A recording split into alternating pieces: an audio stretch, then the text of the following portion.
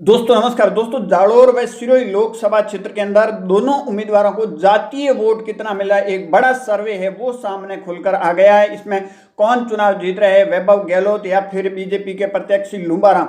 अब मैं आपको बताता हूं जातीय दोनों उम्मीदवारों को कौन सी जाति के कितने कितने वोट मिल रहे हैं। उसके बाद इस चुनाव को कौन निकाल रहा है, क्या कांग्रेस के प्रत्याशी या फिर बीजेपी के प्रत्याशी। सबसे पहले बात करें तो SC ST की यहाँ सबसे ज्यादा वोट है। अगर जालोर और सिरोही की बात की जाए 6,75,000 वोट है, जिसमें कांग्रेस को है 3,51,000 वोट मिल रहे हैं। तो वही बीजेपी को 87,700 वोट है। SC ST के वोटों में से लुम्बाराम को मिल रहे हैं और कांग्रेस के पास एक बड़ा नंबर है। उसके बाद अगर बात की जाए तो जाट समाज के 2.5 लाख वोट है, जिसमें कांग्रेस को 16,250 वोट मिल रहे हैं। तो वहीं बीजेपी के प्रत्याशी लुम्बाराम की बात की जाए तो 1,46,250 वोट है वो जाट समाज के लुम्बाराम की तरफ जाते हुए दिखाई दे रहे और इसको एक बड़ा नंबर कहा जाए।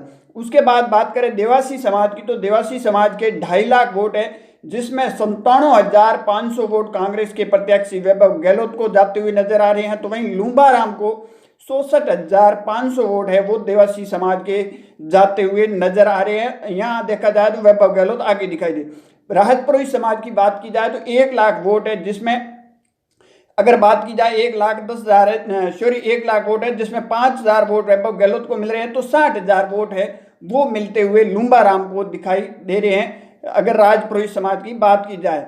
उसके बाद अगली बात की जाए तो यहाँ प्रजापत समाज के 50,000 वोट है, जिसमें वैभव गहलोत कांग्रेस के प्रत्याशी को 3,250 वोट मिल रहे हैं। तो वहीं लुम्बाराम को 29,250 वोट बीजेपी को मिलते हुए प्रजापत के समाज का एक बड़ा नंबर है वो बीजेपी की तरफ दिखाई देता हुआ नजर आ रहा है। उसके बाद अगली बात की जाए राजपूत समाज के 1,80,000 वोट है, जिसमें 70,200 वोट है वो कांग्रेस को जाते हुए नजर आ रहे हैं। तो वहीं बीजेपी को 46,800 वोट जो भी है बीजेपी के प्रत्याशी लुम्बाराम को जाते हुए नजर आ रहे। यहाँ कांग्रेस को वोट भी ज्यादा मिलते।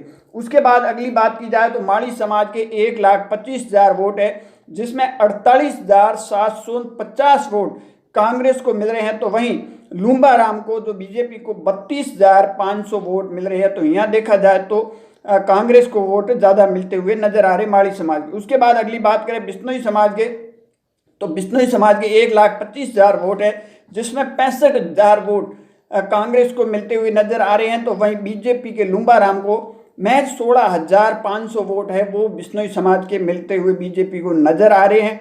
यहाँ देखा जाए तो बीजेपी के बहुत कम वोट मिल रहे हैं। उसके बाद अगर बात की जाए मुस्लिम समाज की बात की जाए 1.5 लाख वोट है, जिसमें 87,700 वोट है वो कांग्रेस को मिलते हुए नजर आ रहे हैं। तो वहीं बीजेपी के प्रत्याशी लुम्बाराम को 9,700 महज 50 वोट मिलते हुए नजर आ रहे हैं। उसके बाद अगली बात की जाए ब्राह्मण समाज की तो 1 लाख वोट है, इसमें 6500 वोट केवल कांग्रेस को मिलते हुए नजर आ रहे हैं।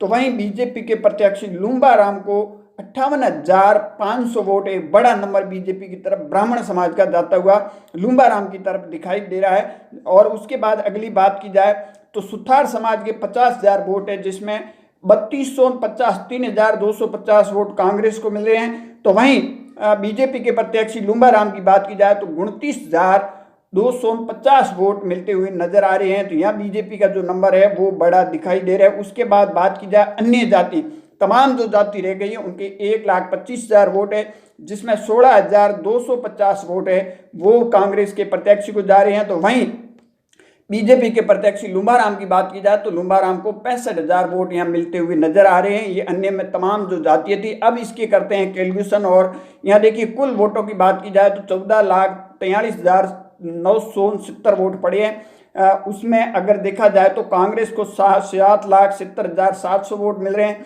तो वहीं बीजेपी को 6,46,020 वोट मिलते हुए नजर आ रहे। इसमें अगर देखा जाए तो करीबन कांग्रेस के प्रत्याशी 1,24,780 वोटों से बीजेपी के प्रत्याशी लुम्बाराम से आगे नजर आते हुए दिखाई दे रहे। ये था जातीय समीकरण जो मैंने आपके सामने रखा।